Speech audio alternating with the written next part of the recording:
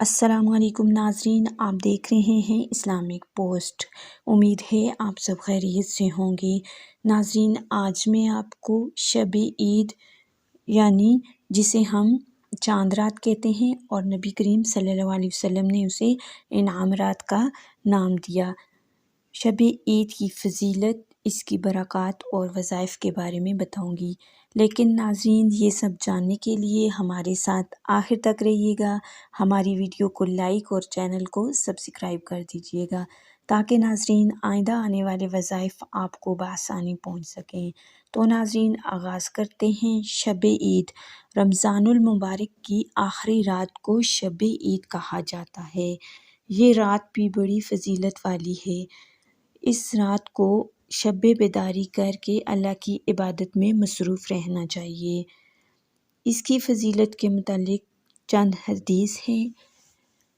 حضرت ابو امامہ رضی اللہ تعالیٰ عنہ سے روایت ہے کہ رسول اللہ صلی اللہ علیہ وسلم نے فرمایا ہے کہ جو عیدین کی راتوں میں شب بیداری کر کے قیام کرے اس کا دل نہیں مرے گا، جس دن کے سب لوگوں کے دن مردہ ہو جائیں گے۔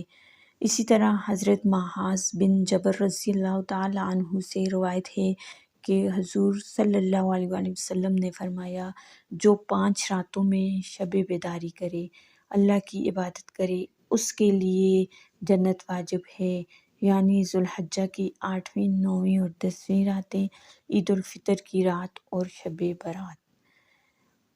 حضرت ابو ہریرہ رضی اللہ تعالیٰ عنہ سے روایت ہے کہ رسول اللہ صلی اللہ علیہ وسلم نے فرمایا، رمضان المبارک کی آخری شب میں اس امت کی مغفرت ہوتی ہے۔